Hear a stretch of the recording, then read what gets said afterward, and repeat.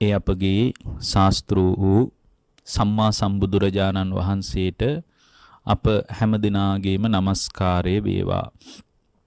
සුපින්වත්නි, ඔබ ඊටාම ශ්‍රද්ධාවෙන් මේ මොහොතේ ධර්ම ශ්‍රවණය කරන්නටයි බණහන්නටයි බලාපොරොත්තු වෙන්නේ. පින්වත්නි, අද මාතෘකාවක් හැටියටත් සිහි කරලා තියෙන්නේ මේ චතුරාර්ය සත්‍ය අවබෝධ කර ගැනීමට කටයුතු කළ යුතු ආකාරය පිළිබඳව පැහැදිලි කරන්න කියලයි. එතකොට මේකේ තියෙනවා මාතෘකාවේ තියෙනවා මේ දරුවන් කුඩාවදී පටන්ම චතුරාර්ය සත්‍ය අවබෝධ කර ගැනීම පිණිස කටයුතු කරන විදිහ පෙළඹ වෙන ආකාරයට දේශනාවක් කරන්න කියලා. කුඩා කාලයේදීත් ධර්ම අවබෝධ කරන්න පුළුවන්. හැබැයි අවුරුදු 7ක්වත් යන්න ඕන. ඒකටත් හේතුවක් තියෙනවා. ඇත්තටම අවුරුදු දැන් ධර්මයේ තුල කවදාවත් නැහැ අවුරුදු 7ට කලින් සෝවාන් වුණා කියලා. ඒ කියන්නේ අවුරුදු 7ට කලින් කවුරු හරි කෙනෙක් සෝවාන් වුණා, සකෘදාගාමි වුණා, අනාගාමි වුණා කියලා කොහෙවත් නැහැ. ඒ හැමෝම මඟඵල අවබෝධය කරා පැමිණිලා තියෙන්නේ අවුරුදු 7 පහ වුණාට පස්සේ. ඒකට හේතුවක් තියෙනවා. මේ ශරීරයේ තියෙනවා චක්‍ර 7ක්. ඒ චක්‍ර 7 ක්‍රමානුකූලව අවදි වෙනකොට තමයි අපේ ප්‍රඥාවත් අවදි වෙන්නේ. මේ චක්‍ර ක්‍රමානුකූලව අවදි වෙනකොට අපේ ප්‍රඥාවත් ඒ චක්‍රවලට අදාළව අවදි වෙන්නේ. ඔය මණිපූරක චක්‍රය කිය අපි කතා කරන්නේ. චක්‍ර 7ක් තියෙනවා. ඒ 7 අවදි වෙන්න සූර්යා වටයක් ගමන් කිරීම අවශ්‍යයි. ඒකට ඒ කියන්නේ කේන්ද්‍රගතව සූර්යාගේ ගමන් කිරීම බලපානවා චක්‍ර අවදි වෙන්න. ඒකටත් හේතුවක් තියෙනවා. හේතුව තමයි අපි පාරිසරික සාධක මිනිස්සු කියන්නේ. ස්වභාව ධර්මයේ රිද්මයට අභියෝග කරන්න බැරි හේතුව ඒකයි. අපි ස්වභාව ධර්මයේ එක්තරා කොටසක් මනුස්ස ලෝකේ නෙමෙයි සත්ව ලෝකේ අපි ඉන්නේ. ඒක එක්තරා නියෝජනයක් තමයි මනුස්සයා කියලා කියන්නේ. මිනිසු මේ මනුස්ස ලෝකයම තමන්ගේ මේ මනුස්ස ලෝකය තුල තමන්ගේ ආධිපත්‍ය පතුරවන්න හදනවා. මේක සත්ව ලෝකයක්. ලෝකය පිළිබඳ අර්ථය පැහැදිලි කරගන්නකොට තේරෙනවා මානවයා කියන්නේ මේ ස්වභාව ධර්මයේ එක්තරා නියෝජනයක් පමණයි කියලා හොඳට තේරෙන්න පටන් ගන්නවා. ඒතර අපි දක්ෂ වෙන්න ඕන පුංචි කාලේ ඉඳලම මේ ලෝකේ චතුරාර්ය සත්‍ය කියන රාමුවේ ඉඳලා බලන්න දරුවාට පුහුණු කරන එක. ඒ පුහුණුව හරි වැදගත්. එතකොට දරුවෙක් වුණත් හිතලුවක් විදියට විසඳුම් හොයන්නේ නැහැ. දරුවෙක්කෝ කවර තරාතිරමක කෙනෙක් වුණත් කුමන ආකාරයක කෙනෙක් වුණත් හිතලුවක් විදියට විකල්ප හොයන්නේ නැතුව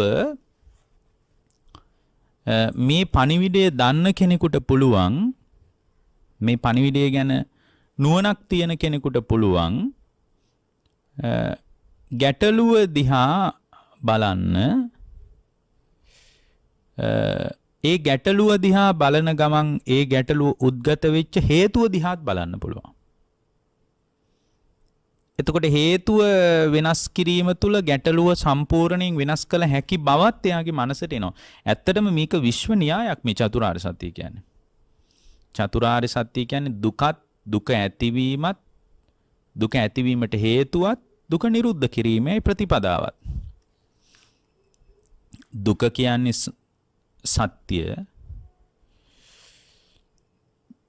දුකේ හට ගැනීම කියන්නේ සමුදය.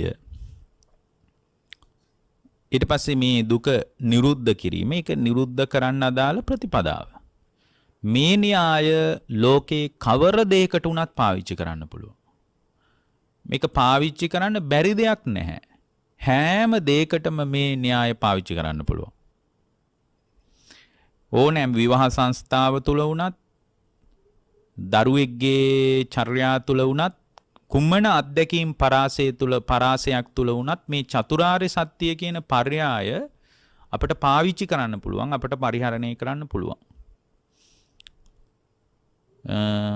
බටහිර ලෝකෙත් මේ න්‍යාය තමයි පාවිච්චි කරන්නේ. එතකොට ගැටලුව හදා ගන්නවා, ගැටලුවට හේතුව හොයනවා. හේතු වෙනස් කිරීමෙන් ගැටලුව වෙනස් වෙන බව හොයනවා. දැන් ගොඩාක් ඒවට යන්න බෑ මේ කොවිඩ් වසංගතයේ පැත්තෙන් බලන්න. දැන් මේ වගේ ලෝකයේ බරපතල විදිහේ රෝගී තත්ත්වයක් උත්සන්න වුණා. මේ රෝගී තත්ත්වයම පදනම් කරගෙන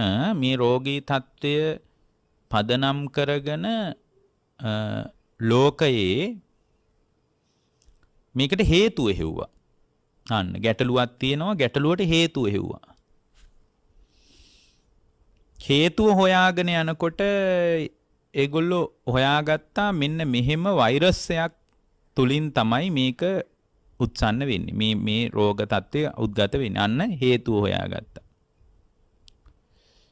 ඊට පස්සේ ඒගොල්ලෝ මේ හේතුවට මේ කියන්නේ වෛරසය සම්බන්ධ ක්‍රියාවලියේදී ඒක නිරුද්ධ කිරීම පිණිස ඒගොල්ලන්ගේ උනන්දුව ඇති වුණා. එතකොට අර ඵලය નિરાයාසයෙන් වෙනස් වෙනවා කියලා ඒගොල්ලෝ දැනගත්තා. මොකද මේ ඵලය ඇති වුණේ හේතුවක් නිසා කියලා දැනගත්තා. හේතු වෙනස් කිරීමෙන් ඵලය වෙනස් වෙන බව දැනගත්තා. ඊට පස්සේ ඵලය වෙනස් කිරීම පිණිස ඒගොල්ලෝ එන්නත් නිර්මාණය කරගත්තා. එන්නතක් නිෂ්පාදනය කළා. විවිධ රටවල් වල. ඒතර මේ න්‍යාය නේද ලෝකෙ හැම තැනම පාවිච්චි කෙරෙන්නේ. අදට 2600කට එහා පැත්තේ දුකත් දුකේ සමුදයත් දුකේ නිරෝධයත් දුක්ඛ නිරෝධගාමිනී පටිපදාව නම් වූ ප්‍රතිපදාවක් තුලින් පැහැදිලි කරපු මනවින් පැහැදිලි කරපු ආශ්චර්යවත් මේ ශ්‍රී සද්ධර්මයේ තුල ගොඩ නැගිච්ච අద్භූත ජනක මේ පණිවිඩය Tamanගේ ජීවිතයට ගලපා ගැනීම තුල බොහෝ දෙනෙක් නිවිලා ගියා. එතකොට මේ චතුරාර්ය සත්‍ය කියන ස්වභාවය පුංචි කාලේ ඉඳලා යථාර්ථයක් විදිහට ළමයෙකුට දීලා තියන්න ඕන. එදිනෙදා ප්‍රශ්න විසඳ ගන්න විතරක් නෙමෙයි ජීවිතේ බොහෝ තැන්වලදී මේ අත්විඳින ජරා මරණ දුක නිමා කරගන්න. එතකොට පුංචි කාලේ ඉඳලම දුක කියන්නේ පුතේ මේ ඉපදීම නිසා අපි අත්විඳින තත්වයක්. ජරා දුක, ව්‍යාධි දුක, මරණ දුක, ශෝක, පරිදේව, දුක්ඛ, දෝමනස්, උපායාස එක්ක අපි ගෙවෙන්නේ. මේ ඔක්කොම දරුවනේ ඉපදුන නිසාමයි උද්ගත උනේ කියන තැනට දරුවා පොළඹවන්න ඕන. එතකොට මේ ඉපදීම නැති කිරීමෙන්මයි දුක නිවා කරගන්න පුළුවන්. ඒකට අපේ ශාස්ත්‍රූවරයා ආර්ය අෂ්ටාංගික මාර්ගය කියලා එකක් පැහැදිලි කළා කියන තැනට ශ්‍රාවකයාගේ අවධානය, දරුවාගේ අවධානය අපි යොමු කරන්න ඕන. ඒ යොමු කිරීම මතම තමයි පුද්ගලයාට අවබෝධය කරා ක්‍රමානුකූලව පියමන් කරන්න පුළුවන්. එතකොට ගැඹුරින් Taman තුල උද්ගත වෙන ඕනෑම දෙයක් විමසන තැනකට දරුවෙක් පවා පෙළඹෙනවා. එහෙම නැත්නම් නිතරම ඵලයන්ටම ප්‍රතිචාර දක්ව ඉස්සරහට යයි. ඒක බුදුදහමේ කේන්ද්‍රීය ගැඹුරු කතාව නෙමෙයි. බුදුරජාණන් වහන්සේම පැහැදිලි කරන්නේ මේ කාමයන්ගේ ස්වභාවයෙන් වෙන් වෙච්ච තැනක නෙක්ඛම්මයන් අත්දැකීම තුල කාමයන්ගෙන් වෙන්වීම තුල නෙක්ඛම්ම ධාතුන් භික්කවේ පටිච්ච උප්පජ්ජති නෙක්ඛම්ම සංඥා අපේ හිත තුල නිරන්තරයෙන් කාම සංඥා උද්ගත වෙලා තියෙනවා. එතකොට මේ කාම සංඥාව උද්ගත වෙන්නේම ඒ කියන්නේ කාම සංඥා සම්පූර්ණයෙන්ම කාම සංඥා උද්ගත වෙන්නේ පින්වත්නි තමා තුළ අභ්‍යන්තරේ රාගානුසය කාම රාගානුසය ක්‍රියාත්මක වන නිසා. ඒතර මේකනම් අරුබුදය චතුරාර්ය සත්‍ය න්‍යායෙන්ම බලනකොට අරුබුදේ තියෙන්නේ කාම රාගානුසය නම් මේ අනුසය ගලවලා අයින් කරලා දාපු තැනක තමයි දුක නිමා කරගන්න ලැබෙන්නේ. කාම රාගානුසය ගලවලා අයින් කරලා ඉවත් කරලා දැම්මොත් එහෙම ඒ කාම රාගානුසය අයින් වෙච්ච තැනක නෙක්ඛම්ම ධාතුවක් හිත තුල පිහිටියොත් කාමයන්ගෙන් සම්පූර්ණ වෙන්වීමේ මූලික ස්වභාවයක් තුල හිත පිහිටියොත් හරියට ගහක් මුදුන් මුලත් එක්කම උදුරලා දානවා වගේ අනාදිමත් කාලයක් තිස්සේ කාම රාගානුසයෙන් පීඩා විඳ විඳ ගියපු ජීවිතය තුළ කාම රාගානුසය මුළු මනින්ම ගලවලා අයින් කළොත් එතන පින්වත්නි නෙක්ඛම්ම ධාතුව කියලා ස්වභාවයක් උද්ගත වෙන්නේ. නෙක්ඛම්ම ධාතුව කියලා ස්වභාවයක්. මූලික ස්වභාවයක්. ඒ නෙක්ඛම්ම ධාතුව නිසාම පින්වත්නි නෙක්ඛම්ම ධාතුම් භික්කවේ පටිච්ච උප්පජ්ජති නෙක්ඛම්ම සංඥා නෙක්කම්ම ධාතුව නිසාම පින්වත්නි නෙක්කම්ම සංඥාවක් එයාගේ හිත තුල උද්ගත වෙනවා. නෙක්කම්ම සංඥාවක් එයාගේ හිත තුල උද්ගත වෙනවා. කාමයන්ගෙන් වෙන් වුණු සංඥාවක් එයාගේ හිත තුල උද්ගත වෙනවා. එතකොට එයා සංඥා අත්දකිනවා. හැබැයි කාමයේ මිශ්‍ර නෑ. කාමයේ මිශ්‍ර නැත්තේ හිතේ අභ්‍යන්තර තුල අනුසය වශයෙන් කාමරාගානුසය උදුරලා දාලා. එතකොට නෙක්කම්ම සංඥාව ක්‍රියාත්මක වෙනකොට නෙක්කම්ම සංඥං පටිච්ච උප්පජ්ජති නෙක්කම්ම සංකප්පෝ නෙක්කම්ම සංකල්පයේ පැත්තට එන්නේ. නෙක්කම්ම සංකල්පයේ පැත්තට එන්නේ. ඒ කියන්නේ යා තුල මේ කාමයේ මිශ්‍ර වූ කල්පනාවක් නැති වෙන්නේ නැහැ. හැයි කාම රාග අනුසය උදුරලා දාලා සම්පූර්ණයෙන්ම. බලන්න මුළු ලෝකෙම තියෙන අර්බුදයේ ගැටේ ලිහෙන විදිය. නෙක්කම්ම සංකප්පෝ නෙක්කම්ම සංකප්පං පටිච්ච උප්පජ්ජති නෙක්කම්ම ඡන්தோ නෙක්කම්ම සංකල්පනාව පදනම් කරගෙන එයා තුල කාම ඡන්දයක් උපදින්නේ. දැන් උපදින්නේ මොකද්ද? නෙක්කම්ම ඡන්දයක්. කාමයන්ගෙන් වෙන්වීම පිළිබඳව ඇති වෙච්ච කැමැත්තක් තියෙන්නේ. කාමයන් එක්ක එකතු වෙලා සංයෝග වෙලා වාසය කිරීම තුල දැන් මෙතන කැමැත්තක් නැහැ. නෙක්කම්ම ඡන්දම් පටිච්ච උප්පජ්ජති නෙක්කම්ම පරියේෂණ. ඒ නිසාම නෙක්කම්මය පදනම් කරගෙන තමයි යාගේ පරියේෂණේ ගොඩ නැගෙන්නේ. කාම පරියේෂණයක් එතන ඇත්තේ නෑ පින්වත්නි. නෙක්කම්ම පරියේෂණම් පටිච්ච පරියේෂමානෝ සුතවා ආර්ය ශාවකෝ. දැන් බුදුරජාණන් වහන්සේ මතක් කරනවා සම්පූර්ණයෙන් කාමයන්ගෙන් වෙන්වීමේ ඡන්දේ නිසා කැමැත්ත නිසා එයාට උපදින කාමයන්ගෙන් වෙන් වෙච්ච දැවිල්ලක්. එයාට කාමයේ මිශ්‍ර වෙච්ච දැවිල්ලක් ඇති වෙන්නේ නැහැ පින්වත්නි. කාමයන්ගේ වෙන්වීමේ දැවිල්ල නිසා උපදින්නේ කාමයන්ගෙන් වෙන්වීමේ සෙවිල්ලක්. දැන් බලන්න කෙලින්ම නිවන පැත්තටයි බර. දැන් යාට හරි හදිස්සියක් තියෙනවා. කාමයන්ගෙන් වෙන්වීම පදනම් කරගෙන යාට ඇතුලේ තියෙනවා දැවිල්ලක්. අනේ ඉක්මනට නිදහස් වෙනවා නම් හොඳයි. ඒ නිසා යාට මොකක්ද ඇති වෙන්නේ? කාමයන්ගෙන් වෙන්වීමේ දැවිල්ල නිසාම කාමයන්ගෙන් වෙන්වීමේ සෙවිල්ලක් උපදිනවා. අන්නේ කාමයන්ගෙන් වෙන්වීමේ සෙවිල්ල පදනම් කරගෙන පින්වත්නි එයාගේ ජීවිතය තුළ කාමයන්ගේ වෙන්වීමේ සොයමින් සිටිනේ ශ්‍රුතවත් ආර්ය ශ්‍රාවකයා තුළ කයෙන්ද වචනයෙන්ද මනසින්ද කුසලය පැත්තටම නැඹුරු වෙනවා. ඒ කුසලයේ පැත්තට නැඹුරු වෙච්ච තැනක පින්වත්නි ඒ පුද්ගලයා මේ ලෝකයේ පවතින යථාර්ථයේ පැත්තෙන් තමාව විමසන්න පටන් ගන්නවා. ඒ යථාර්ථයේ පැත්තෙන් විමසනකොට එයාගේ ජීවිතය තුළ අපි මේ අල්ලගෙන ඉන්න ලෝකයේ තුල පවතින යථාර්ථය පැහැදිලිව පේනකොට තමන් පෙර අනාදිමත් කාලයක් තිස්සේ ගත කරපු ජීවිතය ගැන පුදුමාකාර කලකිරීමක් හිතේ උපදින්නේ. මෙබඳු ලෝකයක්ද මම අල්ලගෙන හිටියේ? මෙබඳු ලෝකයක් එක්කද මම ගනුදෙනු කර හිටියේ කියලා යාට කල්පනා වෙනවා. ඔකට ධර්මයේ කියන්නේ කායානුපස්සනා භාවෙන්තෝ ඝන සංඥා පජහති. ඊට පස්සේ යා තමාව විමසනකොට දැන් මොකද තමන්ව විමසන්නේ කාමයන් මුල් කරගෙන කාම සෙවිල්ලක් පදනම් කරගෙන කාම සංඥා මුල් කරගෙන කාමයන් තුලම වාසය කරන කාම ඡන්දේ පදනම් කරගත්ත කාම දැවිල්ලක් සහිත පුද්ගලයෙක් විදියට නෙමෙයි. මෙතන කාමයන්ගෙන් වෙන්වෙච්ච පුද්ගලයෙක් විදියට තමන් කය පැත්ත බලනකොට, ඒ කියන්නේ කාමයන් මිශ්‍රව කය පැත්ත බලනකොට කය පිළිබඳ ඒ කාමයට අදාළ ලකුණුත් එක්ක තමයි කය පේන්නේ. මගේ කොණ්ඩේ මෙහෙමයි, මගේ හම මෙහෙමයි, මගේ දත් මෙහෙමයි, මගේ හැඩය මෙහෙමයි කියලා අර තමා තුළ පවතින බාහිර කාමයන් ඔස්සේ කාම ඡන්දේ පදනම් කරගත්ත පුද්ගලයෙකුට, ඒ කියන්නේ කාම සංඥාව පදනම් කරගත්ත පුද්ගලයෙකුට පේන ආකාරයෙන් පේන්නේ. එතකොට මේ කාම සංඥා ඇති වෙන ආකාරයට පෙනිච්ච ලෝකය යථාර්ථයේ දකින්න තැනකට, ඒ කියන්නේ කාමයෙන් යථාර්ථයේ තේරුම් අරගෙන සම්පූර්ණයෙන්ම මේ අත්දකින්න දුක්ඛස්කන්ධේ යථාර්ථයේ මුහුණ දෙන්න යථාර්ථයේ දකින්න නම් බුදුරජාණන් වහන්සේ අපට මතක් කළා කය පිළිබඳ යථාර්ථවාදී අනුපස්සනාවකට යොමු වෙන්න කියලා.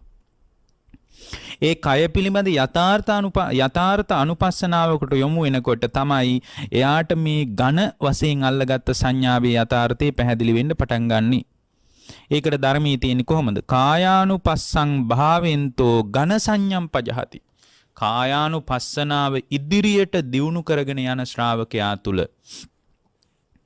ක්‍රමානුකූලව ඉදිරියට දියුණු කරගෙන යන ශ්‍රාවකයා තුල මේ ලෝකේ පවතින ඝන සංඥාව පජහති ප්‍රහාණය වෙන්න පටන් ගන්නවා.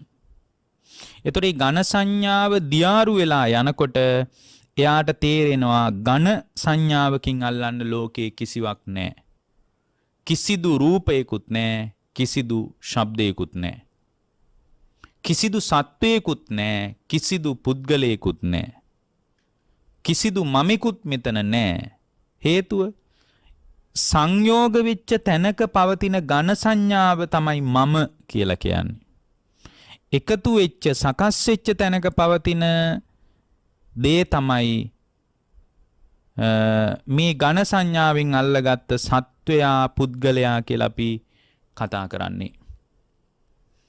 සත්වයා පුද්ගලයා කියලා කතා කරන්නේ ඒකයි. නමුත් සත්‍ය වශයෙන් බැලුවහම ඇත්ත වශයෙන්ම බැලුවට පස්සේ මේ කය පිළිබඳ අනුපස්සනා කරන ශ්‍රාවකයෙක් විදියට අපට පැහැදිලිව පේනවා කායානුපස්සනං භාවෙන්තෝ ඝන සංඤම් පජහති. කය පිළිබඳ අනුපස්සනා කරනකොට කොහොමද කය පිළිබඳ අනුපස්සනා කරන්නේ? එතකොට දැන් බලන්න ඔබ හොඳට කල්පනා කරලා බලන්න කය පිළිබඳ අනුපස්සනා කරන්න ඕන ක්‍රම බුද්ධ දේශනාව අපිට ගණනාවක් කියලා දෙනවනේ. 14ක් කියලා දීලා තියෙනවා. ඔය ආනාපාන සතිය, ධාතු මනසිකාරය, ඔය කුමන ආකාරයකින් හෝ කමන්නේ. ඊට පස්සේ අසුබ සංඥාව වඩන එක. එතනින් ගියාට පස්සේ තමන්ගේ ඉරියාපත භාවනාව. එතනින් එහාට ගියාට පස්සේ අංග 9ක්ම අන්තර්ගත වන නවසීවතික භාවනාව. එතන 9ක්ම තියෙනවා. මේ විදියට කය පිළිබඳ අනුපස්සනා කරනකොට විශේෂයෙන් බෙදලා බලනකොට ඒ බෙදීම තුල නාම රූප වශයෙන් ස්කන්ධ වශයෙන් පඨවි ආපෝ තේජෝ වායෝ වශයෙන් ඇතර මෙතන මේ නාම ධර්ම වශයෙන් උත් නෙමෙයි මේ රූපයම බෙද බලද්දී කායානුපස්සනාව ගැන නෙමෙයි කියන්නේ. රූපයම බෙද බලද්දී රූපය පදනම් කරගෙන මනස තුල ගොඩ නැගිච්ච ඝන සංඥා ගොඩක් තියෙනවා. ඒ ඝන සංඥාව නිතරම අසුරුතවත් පෘථග්ජනෙක් මම එක් වශයෙන්, මගේ වශයෙන්, මගේ ආත්මයේ වශයෙන්, මගේ දරුවා වශයෙන්, මගේ දුව වශයෙන්, පුතා වශයෙන් මම කියන තැන පදනම් කරගෙන ලෝකේ ග්‍රහණය කරගෙන අල්ලගන්න ගතියක් ලෝකේ පේන්න තියෙනවා. නමුත් දැන් මේ විදියට ජීවිතේ යථාර්ථයේ පැත්තට විවෘත වෙච්ච ශ්‍රාවකයෙක් විදියට දකිනකොට මේ කායානුපස්සනං භාවෙන්තෝ ඝන සංඤං පජහති කියපු එක මේ ලෝකේ ඝන වශයෙන් පෙනිච්ච සංඥාවක් ඇද්ද? ඒ ඝන සංඥාව කැඩි කැඩි බිඳි බිඳි යන්න පටන් ගන්නවා. වෙන් වෙවි යන්න පටන් ගන්නවා. එතකොට මේ ඝන සංඥාව කැඩි කැඩි බිඳි බිඳි යනකොට මේ කය පිළිබඳ ගැඹුරු අනුපස්සනාවක් තුළ ඒ ශ්‍රාවකයාට යථාර්ථයම පේන්න පටන් ගන්නවා.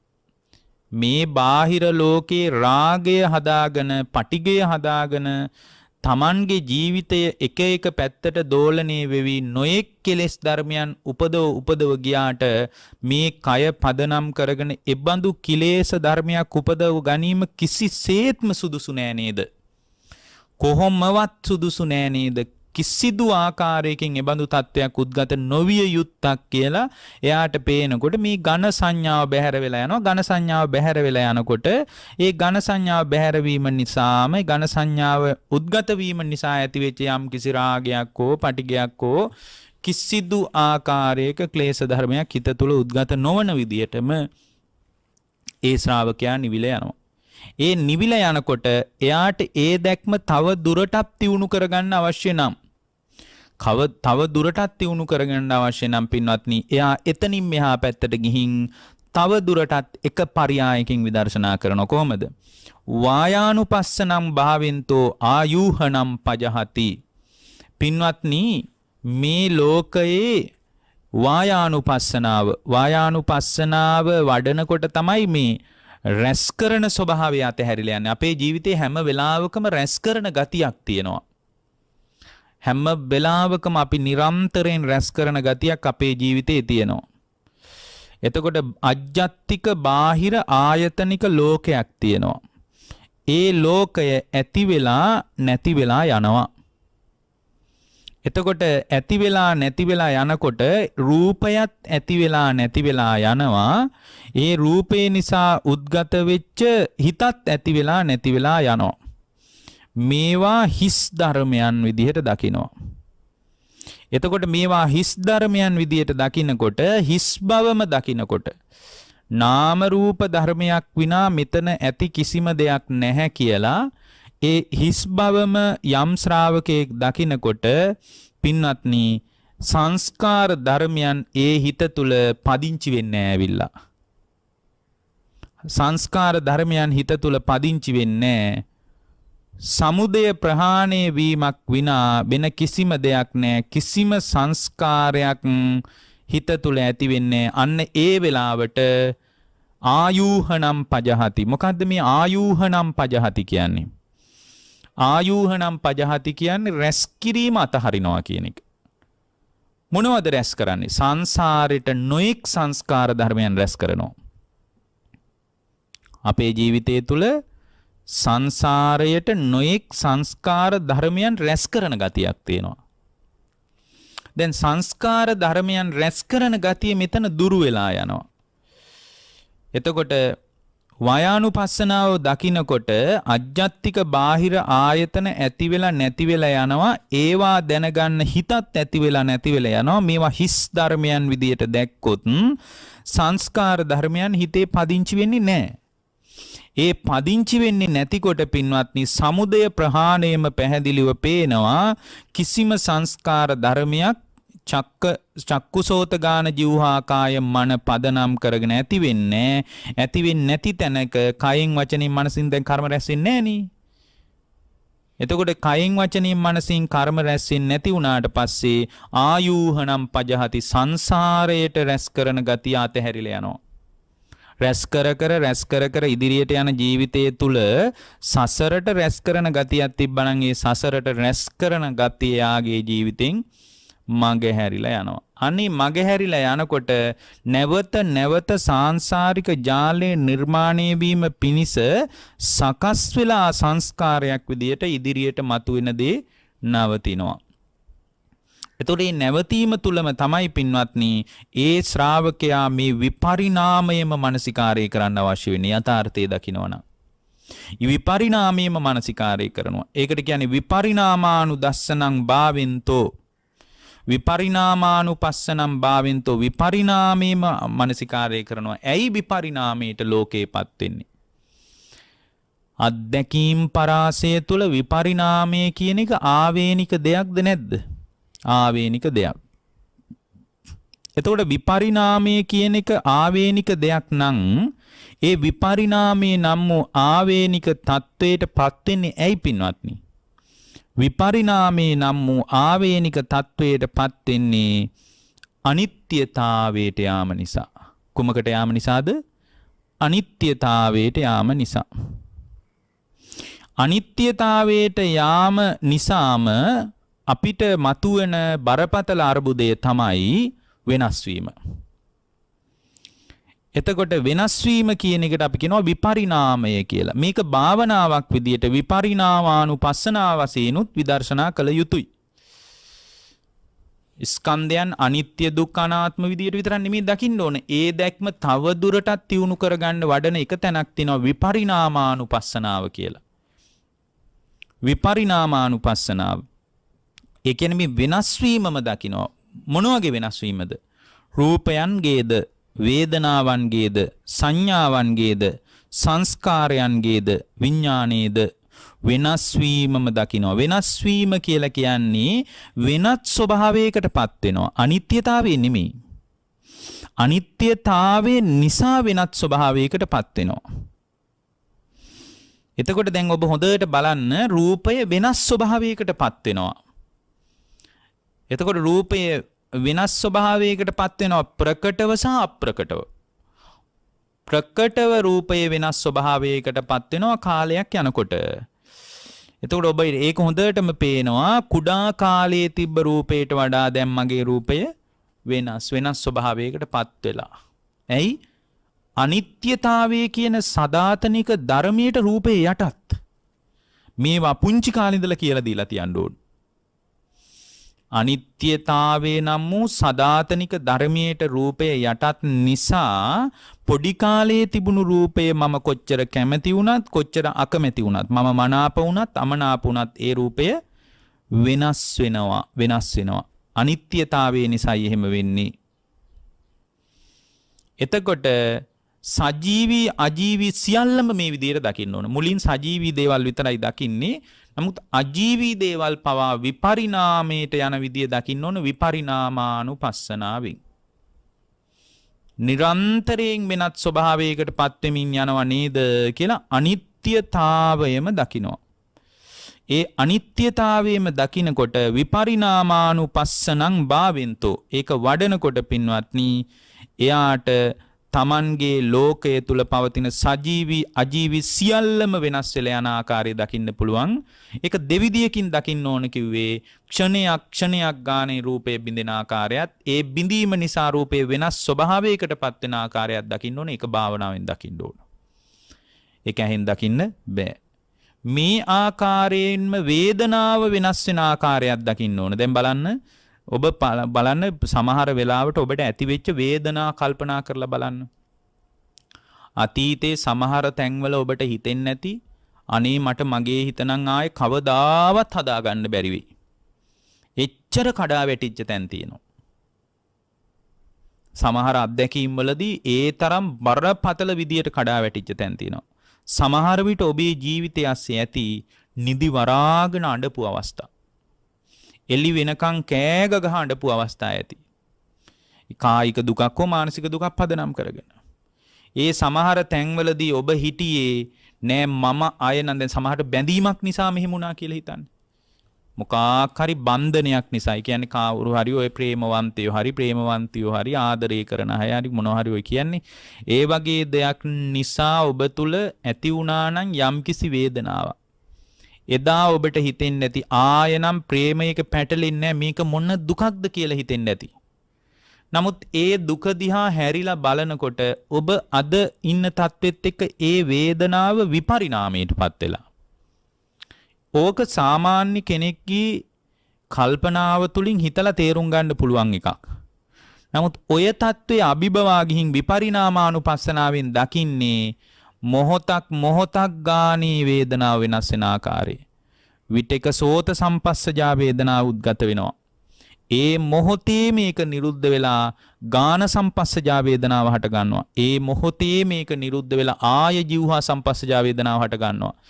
මේ විදියට ආයතන 6 හරහාම නොයෙක් ආකාරයේ වේදනාවන් උද්ගත වෙනවා. ඒ වේදනාවන් උද්ගත වෙනකොට වේදනාව වෙනත් ස්වභාවයකටපත් වෙනවා. වෙනත් ස්වභාවයෙන් දැන් මනෝ සම්පස්සජා වේදනාව නිසා හිටි ගමන් දුක් වේදනාවක් එනවා මොකක් හරි කල්පනා වෙලා. ඒ ගමන්ම මොකක් හරි විහිළුවක් ඇහුණා කියන්නකෝ. මොකක් හරි කවුරු හරි කෙනෙක් විහිළුවක් කරන එකක් ඇහුණා කියලා හිතන්න. ඒ විහිළුව කරන එක ඇහෙන වෙලාවෙම පින්වත්නි ඒ කනේ සෝත සම්පස්සජා වේදනාව නිසා සුඛ වේදනාවක් උද්ගත වෙනවා.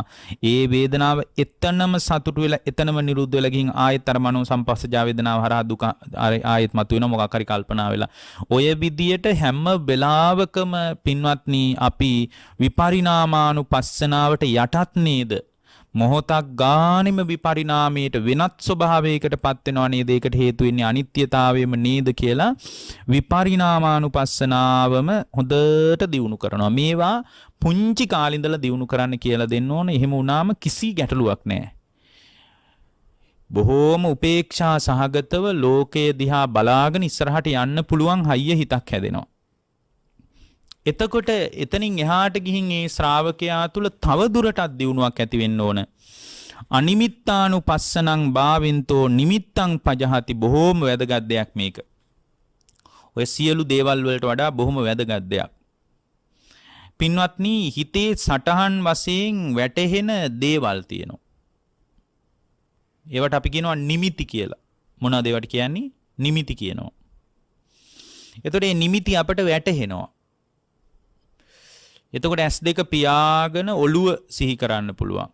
දරුවගේ ඔළුව සිහි කරන්න පුළුවන්. අම්මගේ ඔළුව සිහි කරන්න පුළුවන්. තාත්තගේ ඔළුව සිහි කරන්න පුළුවන්.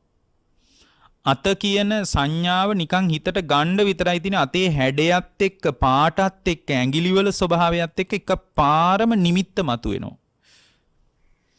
ගැහණියෙක් වශයෙන් පිරිමියෙක් වශයෙන් ඊට පස්සේ අවිඥානික දේවල් ඔය ගෙවල් දොරවල් යාන වාහන මේ සියල්ලම පින්වත්නි නිමිති වශයෙන් එකපාරම අපේ මනසට වැටහෙනවා. හිතට වැටහෙනවා. එතකොට මේ හිතට වැටහෙන ගතිය අපේ හිතේ ස්වභාවයෙන් පවතිනවා. හැබැයි මේ විදියට අපි නිමිති වශයෙන් සටහන් කරගත්ත දේ තුල යථාර්ථයේ දකින්න උත්සාහ කරන එකට කියනවා අනිමිත්තානුපස්සනාව කියලා. දැන් අපි ගත්ත නිමිත්තේ යථාර්ථය කුමක්ද? ඔන්න යථාර්ථය කල්පනා කරනවා. යථාර්ථයේ මේවා ඔක්කොම එකවර වඩන්න ඕනේ නෑ. සතියක් හමාරක් වරක් දෙවරක් කරලා බලන්නකෝ මේ කියන විදියට. ඔන්න මං අද අනිමිත්තානුපස්සනාව වඩනවා කියලා මේ විදියට කරලා බලන්න. මේ නිමිති වැටහෙන එක කොයිතරම් අඩු වෙනවද? නිමිති මනසේ සටහන් වෙන එක මොනතරම් අඩු වෙනවද කියලා Tamanටම බලා ගන්න පුළුවන් එතකොට. එතකොට මේ හිතට නිමිති වැටහෙන ගතිය වේගයෙන් අඩු වෙනවා. නිමිති සටහන් කරගන්න එක කිසි තේරුමක් නැති දෙයක්. වැඩක් නැති දෙයක්. මොකටද මේවා ලියාගෙන මනස තුල කියලා Tamanගෙම හිත තුලින් මේ සත්‍ය පැත්තට මේ හිත විවෘත වෙනවා පින්වත්නි. දැන් බලන්න හිතට නිමිති වැටහෙනකොට ඒ නිමිත්තේ යථාර්ථය කල්පනා කළොත් දැන් අපි හිතමුකෝ දරුවෙක්ගේ නිමිත්ත මනසට වැටහෙනවා කියලා. ඒ වැටහෙනකොට දරුවාගේ රූපය නිමිත්ත වශයෙන් මනසේ හිටලා තියෙන්නේ. දරුවාගේ රූපයේ යථාර්ථය කුමක්ද? හොඳට කල්පනා කරලා බලන්න. යථාර්ථය මොකක්ද? යථාර්ථය තමයි පින්වත්නි වෙන කවර දෙයක්වත් නෙමෙයි. මූල ධාතු හතරක සංයෝගයක්. පඨවි ධාතුව, ආපෝ ධාතුව, තේජෝ ධාතුව, වායෝ ධාතුව කියන ධාතු හතරක සමவாயයක්. සජීවී අජීවී හැම දෙයකම තියෙන්නේ ධාතු හතරක සමவாயයක්. එතකොට මේ ධාතු හතරේ සමவாயයට අපි විසින් විවිධාකාරයේ සංඥා දාගෙන තියෙනවා. එකකට ඇඳ කියනවා, එකකට පුටුව කියනවා. දෙකේම ලී තියෙන්නේ. එකකට බිත්තිය කියනවා, එකකට තාප්පේ කියනවා, එකකට බැම්ම කියනවා. ඔක්කොගේම තියෙන්නේ වැලිද, ගඩොල්ද, සිමින්තිද, වතුරද ඔන්න ඔය ටිකයි. විවිධ සංඥා දා ගන්නවා. විවිධ සංඥා දාගෙන අපි ඉතින් දඟලනවා. සෑහෙන මහන්සි වෙනවා. සෑහෙන දත කාගෙන දඟලනවා පින්වත්නි. එතකොට මේ නිමිති වශයෙන් මනස තුල සටහන් වෙච්ච ගතියක් අපේ ජීවිතය තුල තියෙනවා. ඒවට අපි විවිධ සංඥා දාගෙන ඉන්නවා. එතකොට මේ විවිධ සංඥා දාගෙන අපිට මේ නිමිත්ත වැටහෙනවා. වැටහෙන නිමිත්තේ යථාර්ථය බැලුවට පස්සේ මූල ධාතු හතරක සංයෝගයකටයි අපි නිමිත්තක් දාගෙන තියෙන්නේ. ඇත්තටම මේ පිළිබඳ ගැඹුරින් අවබෝධය හදාගන්න පුළුවන් වුණොත් පින්වත්නි ඒ හදාගත්ත කෙනාටයි අරහත්ත්වයේ සාක්ෂාත් කරන්න පුළුවන් වෙන්නේ. අනිමිත්තානුපස්සනාව ජීවිතය තුළ වැඩිලා නැත්තම් දැන හෝ නොදැන මෙහෙම භාවනාවක් කියලා දන්නේ නැති කෙනෙක් වුණත් ඉන්න පුළුවන් නේ. අනිමිත්තානුපස්සනාව කියන භාවනා ක්‍රමවේදයේ Tamanගේ ජීවිතේ වැඩිලා නැත්තම් පින්වත්නි මෙතන අඩුවක් තිබ්බොත් කවදාවත් රහත් වෙන්න පුළුවන් කමක් නැහැ.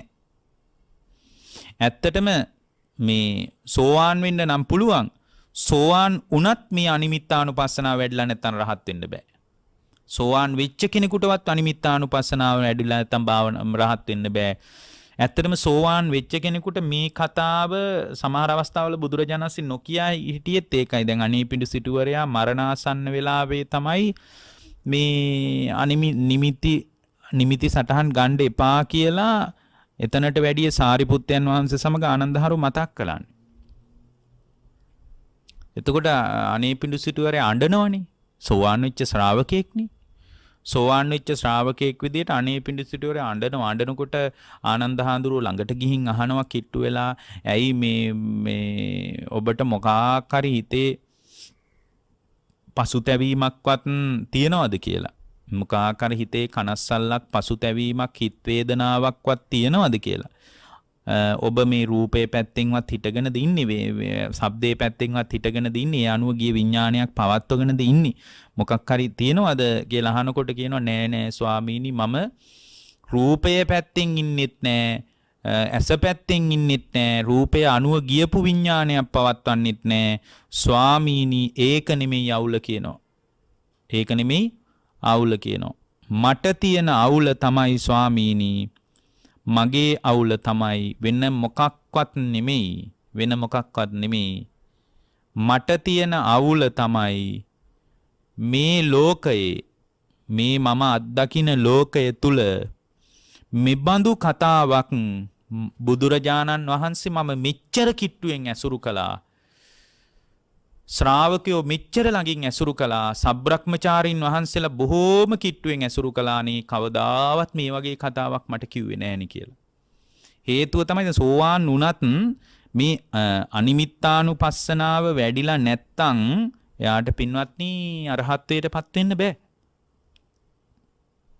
එහෙමනම් මේ නිමිතිවල යථාර්ථයේ කල්පනා කිරීම තුල තමයි අනිමිත්තානුපස්සනාව වැඩෙන්නේ. ඕකෙම අනිත් පැත්තනේ. ඕකෙම ඊළඟට ඕකත් එක්කම යෙදෙන එක මොකද්ද? අප්පනිහිතානුපස්සනාව. අප්පනිහිතානුපස්සනාව වඩන්න ඕනේ ඇයි පින්වත්නි? අප්පනිහිතානුපස්සනාව වඩන්න ඕන අප්පනිහිතානුපස්සින් භාවෙන්තෝ පනිදින් පජහති. පනිදිය ප්‍රහාණය කරගන්නයි වඩන්න ඕන. එතකොට පනිදිය කියලා කියන්නේ ප්‍රනිදි ප්‍රාර්ථනා කරන ගතියක් අපේ හිතේ තියෙනවා. හැමදාමත් ප්‍රාර්ථනා කරන ගතියක් අපේ හිතේ තියෙනවා. අපි හැම දෙයක්ම ප්‍රාර්ථනා කරනවා. අපි පින්වත්නි මොනවද ප්‍රාර්ථනා කරන්නේ නැත්තේ? හැම දෙයක්ම අපි ප්‍රාර්ථනා කර ඉස්සරහට යනවා. මේ ප්‍රාර්ථනා කරන තාක්කල් පින්වත්නි සම්පූර්ණයෙන්ම ප්‍රාර්ථනා කර ඉස්සරහට යන තාක්කල් අපි තුල පණිදිය පවතිනවා. පණිදිය නිසාම දුක පවතිනවා. එතකොට දැන් අපි අපේ බරපතලම ප්‍රාර්ථනාව තමයි අපි භවය ප්‍රාර්ථනා කරන එක. මේ මහා දුකකින් පිරිච්ච භවය වර්ණනා කර ප්‍රාර්ථනා කරන එක. අපි වාහන ප්‍රාර්ථනා කරනවා, ඉඩකඩම් ප්‍රාර්ථනා කරනවා, දරුවෝ ප්‍රාර්ථනා කරනවා, මිල මුදල් ප්‍රාර්ථනා කරනවා. මේවා ඔක්කොම අපිට අවශ්‍යයි නෑ කියලා කියන්නේ. නමුත් මේ ප්‍රාර්ථනා කරන ගතිය තියෙන තාක්කල් අවබෝධය කරා යන්න බෑ. එතකොට මේ ප්‍රාර්ථනා කරන ගතිය බැහැර වෙන්නේ සංස්කාරයන්ගේ අනිත්‍යතාවය අවබෝධ කරගත්තොත් විතරයි. සියලුම සංස්කාර ධර්මයන් අනිත්‍ය වශයෙන්ම දැක්කොත් විතරයි පින්වත්නි ප්‍රාර්ථනා කරන ගතිය ඒ හිතෙන් බැහැර වෙන්නේ. පින්වත්නි අවබෝධයට පත්වෙච්ච කෙනෙක් පැවැත්විය යුතු තත්ත්වයක් නෙමෙයි, අවබෝධය කරා යන කෙනෙක් පැවැත්විය යුතු තත්ත්වයක් නෙමෙයි ප්‍රාර්ථනා කිරීම. අවිද්‍යාවෙන් වැහිච්ච කෙනෙක්, තණ්හාවෙන් බැඳිච්ච කෙනෙක් තමයි හැමදාමත් ලෝකේ ප්‍රාර්ථනා කරන්නේ. නමුත් මේ ලෝකේ ප්‍රාර්ථනා කළ යුතු දෙයක් නෙමෙයි, බියවිය යුතු දෙයක්. මොකද මේ ලෝකයේ මේ ග්‍රහණය කරගත්ත ප්‍රාර්ථනා කරන දේවල් අපිව බොහෝ විට දුගතියකට, සංසාරික අවදානමකට ඇදලා දැම්මා මිසක් අපිට යහපතක් කළා නෙමෙයි. බුද්ධත්වයේවත් ඔබ මේ සංසාරයේ අවබෝධය ඇති වුණොත්, සංසාරය කියන්නේ මේ බඳු දෙයක් කියලා ඇති වුණොත්, මේ මිනිස්සු හිතලුවක් විදියට බුදු බව ප්‍රාර්ථනා කරන බවක් පේනවා දැන්. මේ හිතලුවක් විදියට. නමුත් පින්වත්නි බුද්ධත්වයේවත් ඔබ ප්‍රාර්ථනා කරන්නේ අවිද්‍යාවෙන් වැහිච්ච තණ්හාවෙන් බැඳිච්ච සත්වයේගේ සාංශාරික ජාලයේ පවතින අවදානම තේරුම් ගත්තොත් ඒක නරකයි කියලා නෙමෙයි අපි කියන්නේ. ඒ කියන්නේ බුද්ධත්වයේ ප්‍රාර්ථනා කරන එක බොහෝම අයහපත් දෙයක්, ඒක නුසුදුසු දෙයක්, ඒක කළ නොයුතු දෙයක් විදියට අපි එහෙම හිතලා නෙමෙයි කියන්නේ. නමුත් මේ සංසාරයේ අවදානම තේරුම් ගත්තොත් ඊටා ආශ්චර්යමත් තත්වයක් වෙච්ච සංසාරයේ බුද්ධත්වයේවත් ඔබ ප්‍රාර්ථනා කරන්නේ. මොකද අය අද හෙට බුදු වෙන්න නෙමෙයිනේ. බුද්ධත්වය කියන්නේ මේ හෙට අනිද්දා හම්බෙන එකක් නෙමෙයි. එතකොට මේ බුද්ධත්වයේවත් ප්‍රාර්ථනා කරන්නේ නැති තැනකට ඔබේ චිත්තසංතානිය හැදෙනවා. එච්චරට සාංශාරික අවදානම කැපිලා පේන්න පටන් ගන්නවා. එතකොට ඒක වඩනකොට ඒ වැඩිච්ච තැනක තමයි ශුඤ්ඤතානුපස්සනං භාවෙන්තෝ අත්තාබිනිවේ සම්පජහති. අබිනිවෙස් කරන ගතියක් තියෙනවා ආත්ම වශයෙන්. ආත්මීය ගතියකින් අපි බැසගෙන ඉන්නවා. රූපයට, වේදනාවට, සංඥාවට, සංකාරයට, විඥාණයට. හරියට පැණිහැලියට ඇඹලෙක් බැඳිලා ඉන්නවා වගේ රූපයටත් බැඳිලා, වේදනාවටත් බැඳිලා, සංඥාවටත් බැඳිලා, සංස්කාරවලටත් බැඳිලා, විඥාණයටත් බැඳිලා අපි පින්වත්නි අත්තාබිනිවෙස් කරමින්, අබිනිවෙස් කරමින් ඉන්නේ. පින්වත්නි සෝවාන් වෙච්ච කෙනෙකුට මම වෙමි කියන හැඟීම තියෙනවා. එහෙනම් සෝවාන් වෙච්ච කෙනෙකුත් බැඳිලා ඉන්නේ. ඒ බැඳීම සම්පූර්ණයෙන් දුරු වෙන්නේ අරහත්වයේදී. එතකොට අපි හරියට අපේ මේ බන්ධනය මේ ආත්මීය වශයෙන් දැකීම තුල තමයි පිටා ඉන්නේ. මේ ආත්මීය වශයෙන් බැහැගෙන ඉන්න එක හරියට ඇඹලේක් පැණිහැලියකට බැඳුනා වගේ ඉන්නවා. පළඟැටියෙක් ගින්නකට බැඳුනා වගේ ඉන්නවා. ඉතින් දන්නේ නැහැ වෙනසෙනවා, පිච්චිලා විනාශ වෙනවා කියලා යාට තේරෙන්නේත් නැහැ. ශුඤ්ඤතානුපස්සින් භාවෙන්තු ශුඤ්ඤතානුපස්සනාවමයි මේකට විකල්පය. ශුඤ්ඤත වශයෙන් බලන එක, ශූන්‍ය වශයෙන් බලන එක තමයි විකල්පය. ශුඤ්ඤතානුපස්සනාවේදී කරන්නේ මේ ස්කන්ධයන් තුල මමෙක්, මගේ ආත්මයක් කියලා දිටිගත වීමකින් අල්ලන්න පුළුවන් දෙයක් නෙමෙයි. සියල්ල තුල හටගෙන නිරුද්ධ වීමක් ඇති ස්වභාවය කල්පනා කරනවා. ඒ ස්වභාවයේ තුල පින්වත්නි යාට මම කියන ස්වභාවය නොපෙනී යනවා, මගේ කියන ස්වභාවය නොපෙනී යනවා, මගේ ආත්මය කියන ස්වභාවය නොපෙනී යනවා. හේතුන් නිසා උද්ගත වෙච්ච අර්බුදයක් තියෙනවා. හේතුන් නිරුද්ධ වීමෙන් උද්ගත වෙච්ච අර්බුදේ නම් වූ ඵලයේද නිරුද්ධ වී යන ආකාරය පේන්න පටන් ගන්නවා. එතකොට මේක ඊටාම වැදගත් දෙයක්. මේවා හැම එකක්ම පුහුණු කරන්න ඕනේ. එක තැනකින් අල්ලගෙන ටිකක් පුහුණු කරලා බලන්න තමාව මේ කියන ආකාරයට නිවීමක් සාක්ෂාත් කරගන්න පුළුවන්ද කියලා. මුලින් බුද්ධානුස්සතිය, මෛත්‍රිය, අසුබය, මරණ සතිය මේ වගේ භාවනා පුහුණු කරලා මේ කියන එකකුත් නිකන් චුට්ටක් හිතලා බලන්න. පොඩ්ඩක් හිතලා බලන්න පුළුවන්. අධිපඤ්ඤානුපස්සනම් භාවෙන්තෝ සාරදහබිනිවේ සම්පජහති. අධිප්‍රඥාවෙන් විනිවිද යන ප්‍රඥාවෙන් ගැඹුරින් දකිනකොට පින්වත්නි අධිපඤ්ඤාපස්සං භාවෙන්තෝ අධිප්‍රඥාවෙන් දකිනවා. සාරදාබිනිවේ සම්පජහති. අධිප්‍රඥාවෙන් විනිවිද යන ප්‍රඥාවෙන් දකිනකොට, ගැඹුරින් දකිනකොට පින්වත්නි එයාට සම්පූර්ණයෙන්ම සාරද වශයෙන් ගන්න ගතියක්, සියලු සංස්කාරයන් ක්‍රියාත්මක වීමක් විනා මෙතන කවර දෙයක්වත් නැහැ, කිසිදු සාරයක් නැහැ කියලා පේන්න පටන් ගන්නවා. හුදු නාම ධර්ම ටිකක් විතරමයි ඇති වෙන්නේ, නැති වෙන්නේ. මේ සියල්ල තුලම නාම රූප කියන ධර්ම ටිකක් උද්ගත වෙනවා විනා කිසි දෙයක් නැහැ කියලා අධි ප්‍රඥාවෙන් දකිනකොට සාරද වශයෙන්, සාරයක් වශයෙන් ලෝකය පේන එක සම්පූර්ණයෙන්ම නවතින්න පටන් ගන්නවා. සම්පූර්ණයෙන්ම නවතිනවා. එතකොට අධි ප්‍රඥාවෙන් ගැහැණියක්, කාන්තාවක් දකිනකොට මෙතන සිතුවිල්ලක් විදියට දකිනවා. මෙතන ඇති සත්‍ය වශයෙන් පවතින ගැහැණියෙක්, පිරිමියෙක් නෑ. මෙතන නාම රූප ධර්ම ටිකක් මා තුල උද්ගත වුණා කියලා දකිනකොට අර සාරය නොපෙනී යනවා. අධි ප්‍රඥාවෙන් දකිනවා.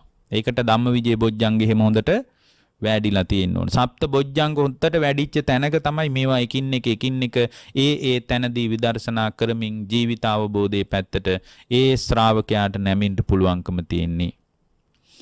ඊළඟ කාරණේ තමයි මේවා ගොඩාක් තියෙනවා මෙහෙම කියාගෙන යනවා නම් ඊළඟ ඒ කාරණේ තමයි පින්වත්නි ආදීනවානුපස්සං භාවෙන්තෝ ආලයාබිනිවේ සම්පජහති ඇලෙන බවක් අපිට තියෙනවා නම් ආලයක් තියෙනවා නම් ඒ ආලය දුරු කරගන්න දැන් Taman තමයි දැනගන්න ඕන මන් තුල සාරයේද වැඩි ආලයේද වැඩි ආත්මීය ස්වභාවයේද වැඩි එහෙමත් නැත්නම් ප්‍රාර්ථනා කරන ගතියද වැඩි කියලා Taman දැනගන්න ඕනේ. මේකට Tamanගේ හිත දිහා බලාගෙන ඉන්න ඕන. ඒකට අනුව පින්වත්නි අනුපස්සනා කරන්න ඕන. දැන් Tamanට තේරෙනවා නමට මේ ආලය කියන එක වැඩි කියලා ආදීනවානුපස්සනාව ටිකක් වැඩියෙන් දියුණු කරන එක වටිනවා. ආදීනවානුපස්සනාව දියුණු කරගෙන යනකොට තේරෙනවා මේ ආලයට බැස්සගෙන ගිලගෙන ඉන්නවා මේ ආදීනව දකින්න බැරි කෙච්ච නිසා ආදීනවම දකින්නකොට අනේ අනිත්‍ය වෙලා යනවා නේද දුකටපත් වෙලා යනවා නේද මගේ වසඟයට පවත්වන්න බෑ නේද අනාත්මයි නේද කියලා මේ වගේ ආදීනවම දකින්නකොට සංස්කාර තියනවා නම් ඒ සංස්කාර උද්ගත වෙච්ච තැනක ආදීනව තියනවා මේ සංස්කාර ගොඩනගින් නැති විදියටම ජීවිතේ ගොඩනගා ගැනීම එබඳු ජීවිත රටාවකටම පත්වීමමයි වටින්නේ කියලා ආදීනව පැත්තම දකිනවා. රූපය පදනම් කරගෙන ආදීනවෙම දකිනවා. එතකොට ආලයාබිනිවෙස් කරන ගතිය සම්පූර්ණයෙන් බැහැර වෙලා යා නිවෙන්න පටන් ගන්නවා. යථාභූත ඥාන දස්සනං භාවෙන්තෝ සම්මෝහාබිනිවේ සම්පජහති පින්වත්නි යථාභූත ඥාන දස්සනම් භාවෙන්තු යථාභූත ඥානයෙන් දකිනවා එතකොට සම්මෝහාබිනිවේ සම්පජහති සම්මෝහාබිනිවේසං මුලා වෙච්ච ගතියක් තියෙනවා මුලා වෙච්ච ගතියක් තියෙනවා මුදල් හම්බ කරන්නේ මේ ඔක්කොම වේගයෙන් විඩාබර ජීවිතයක් එහෙට මෙහෙට දුවන්නේ පින්වත්නි සම්පූර්ණයෙන් ලෝකේ මුලා වෙච්ච නිසායි මුලා වෙච්ච ස්වභාවයක් තියෙනවා. මේ ඔක්කොම කරන්න වෙලා තියෙන්නේ මුලා වෙච්ච නිසා. මේ මුලා වෙච්ච ස්වභාවය තුල වාසය කරන තාක්කල් පින්වත්නි අපිට ගොඩාක් දේවල් කරන්න වෙනවා. මොකද මුලා වෙලා ඉන්නේ රූපේ නිසා නම් රූපේ නඩත්තු කරන්න අපිට මුදල් හම්බ කරන්න වෙනවා, රැකියා කරන්න වෙනවා, කිරිපිටි අදින්න වෙනවා, හාල් පොල් අදින්න වෙනවා. ගොඩාක් දේවල් කරන්න වෙලා තියෙනවා. මොකක් නිසාද? සම්මෝහාබිනිවේ සම්පජහති යථාභූත ඥාන දස්සනම් භාවෙන්තෝ ඇත්ත ඇති හැටියෙන්ම හොයාගන්න බැරි වෙච්ච නිසා ඇත්ත ඇති සැටියෙන්ම හොයාගන්න බැරි වෙච්ච නිසා මුලා වෙච්ච ගතියක් තියෙන නිසා මේ සංස්කාර මම වශයෙන් මගේ වශයෙන් මගේ ආත්මීය වශයෙන් අල්ලගෙන ඉන්නවා ඒ නිසා යාට අවබෝධයේ පැත්තට විවෘත වෙන්න බෑ මේ යථාභූත ඥාන දස්සනානුපස්සනාව වැඩෙනකොට තමයි අරහත්ත්වයේ පැත්තට වඩාත් කිට්ටු වුණු ශ්‍රාවක භාවයක් ගොඩ නැගෙන්නේ ඊළඟට තියෙනවා පටිසංඛ්‍යානුපස්සනම් භාවෙන්තෝ අප්පටිසන්තම් පජහති පටිසංඛ්‍යානුපස්සනම් භාවෙන්තෝ නිවන පිනිස මෙයමයි එකම ක්‍රමය වෙන ක්‍රමයක් නැහැ කියලා ඍජු පිළිවෙතකට බැහැ ගන්නවා. ස්ථීර වශයෙන්ම සෝවාන් වෙනවා නම් සක්කාය දිට්ඨිය දුරු වෙන්නම ඕන ඍජු පිළිවෙතකට බැහැ ගන්නවා. විචිකිච්ඡාව දුරු වෙන්නම ඕන. නාම රූප නිරෝධය අත්දකින්නම ඕන. දුක්ඛානුපස්සනාවෙන් කවදාවත් නිවන් දකින්න බෑ. දුක්ඛානුපස්සනාව කියලා ඔයා සප්තානුපස්සනාව කතා කරද්දී කියන ඕක විතරක් බැලුවට කවදාවත් නිවන් දකින්න බෑ. පින්වත්නි දුක්ඛානුපස්සනාවෙන් නිවන් දකින්න බෑ. හැබැයි යම් කෙනෙක් අනාත්තානුපස්සනාව පදනම් කරගෙන වැඩුවොත් ඒ අනාත්තානුපස්සනාව වැඩුවොත් ඒ මාර්ගයමයි ඒ තුලින් නිවන කරා ශ්‍රාවකයාට පියමන් කරන්නම පුළුවන් බව එයා දැනගන්නවා. පටිසංඛ්‍යානුපස්සනම් භාවෙන්තු නිවන පිණිස මෙයමයි එකම මාර්ගය කියලා ඍජු මාර්ගයට බැහැගෙන නාම රූප නිරෝධය සලආයතන නිරෝධය ස්කන්ධයන්ගේ නිරෝධයම දකිමින් මෙයමයි පාර මෙයමයි මාර්ගය මෙය හැර අන් කවර මාර්ගයක්වත් නැහැ කියලා පින්වත්නි මෙතනම නිවන පිණිස වීරිය කරනවා. නිවන පිණිස වැඩි යුතු මාර්ගයේ පටලවා ගැනීමක් නැහැ. පැහැදිලිව පටිසංඛ්‍යානුපස්සනාව වඩනකොට මෙයමයි නිවනට මාර්ගය කියලා තේරෙනවා. මොකද නිවන හුරු කරනවා නම් මෙතනින් හැර වෙන කවර තැනකින්වත් සක්කාය දිට්ඨිය දුරු කරගන්න විදිහක් නැහැ කියලා යාගේ හිතට මෙයාට පේන්න පටන් ගන්නවා.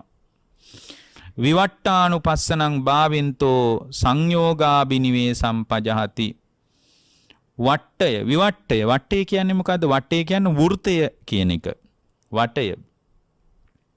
එතකොට විවට්ට කියලා කියන්නේ වටය නතර කරනවා කියන එකයි. එතකොට මේ සංසාර වට්ටයකට අපි අහු වෙලා, කර්ම වට්ටයකට අපි අහු වෙලා, ක්ලේශ වට්ටයකට අපි අහු වෙලා, විපාක වට්ටයකට අපි අහු වෙලා මේ වට්ටේ ක්‍රියාත්මක වෙන තාක්කල් අපිට නිදහසක් නැහැ.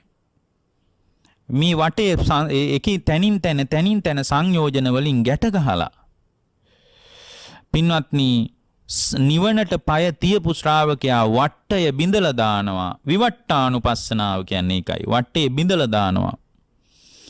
ඒ වට්ටේ බිඳ දැමීම පිණිස සංසාර වට්ටේ නිමා කර ගැනීම පිණිස මේ විවට්ටානුපස්සනාව තුළ පටිච්ච සමුප්පාදේ හරි ලස්සනට ගලප බලනවා දෙපැත්තට. එතකොට කර්ම වට්ටේ හෝ විපාක වට්ටේ හෝ ක්ලේශ වට්ටේ හෝ කියන මේ වට්ටයන් නැවත වටය වෘතය හැදෙන්නේ නැති විදියට එයාගේ සියලු කෙලෙසුන් සංයෝජන බැමි වලින් බැඳලා තියෙන මේ වට්ටේ ගැලවිලා ලීලා ඉවත් වෙලා යනවා. ඉවත් වෙලා යනකොට ඒ ශ්‍රාවකයා තව දුරටත් ධර්මයේ පැත්තටම කිට්ටු වෙලා නිවන පැත්තටම කිට්ටු වෙලා ආධ්‍යාත්මික ප්‍රවේශයක් තුලින් ගැඹුරු අවබෝධයක් තුලින් සංසාර දුක නිමා කරගෙන දුකින් නිදහස් වෙච්ච විමුක්ත ස්වභාවයටපත් වෙච්ච විසංකාර ගත කරගත්ත විද්‍යා විමුක්තිය සාක්ෂාත් කරගත්ත අවිද්‍යාව භව තණ්හාව ආදීන් බැටකන්නේ නැති සැබෑ ශ්‍රාවක භාවයක් තුලට ඒ ශ්‍රාවකයා ගොඩ නැගෙනවා. එතනින් පස්සේ තමන්ගේ දුක නිමා කර ගැනීම පිණිස කළ යුතු කිසිවක්වත් ඉතුරු වෙන්නේ නැහැ. මේ පණිවිඩය පුංචි කාලේ ඉඳලා උගන්වන්න ඕන දරුවන්ට ඒක දහම් පාසල තුලින් කෙරෙන පාඩක් අපිට පේන්නේ. දහම් පාසල උගන්වන්නේ සුද්ධෝදන රජුගේ රාජ පරම්පරාව. යසෝදරාවගේ පරම්පරාව. අම්මාගේ අම්මා කවුද? ඒ අම්මගේ අම්මා කවුද? ඔන්න ඔය වගේ දේවල් වැඩියෙන් තියෙන්නේ. ඒවා හොඳයි. ඒවත් දැනගන්න එක. ඒවා දැනගන්න එපායි. ඒවත් දැනගන්න එක හොඳයි. නමුත් ඒත් එක්ක මේ ජීවිතේට ධර්මමය හැඩයක් හදාගන්න ප්‍රායෝගික අවස්ථාව ලෝකේ ගොඩක් තැන්වල හම්බෙන්නේ නැති නිසා අම්මා කෙනෙක් ඔළුව අත ගගා මේ බඳු පර්යායක් දරුවෙකුට පවා කියලා දෙන එක වැදගත්. මම මේ කතාව අවසානට හරි කිව්වේ මේ දරුවන්ට කුඩා අවදියේ පටන්ම සත්‍ය අවබෝධයේ පිණිස කටයුතු කළ යුතු ආකාරය දේශනා කරන්න කියලා තිබ්බේ. ඒකට අදාළ වන දේශනාවක් අපි කළේ ඔබ හැම දිනාටම ජීවිතාවබෝධය ධර්මාවබෝධය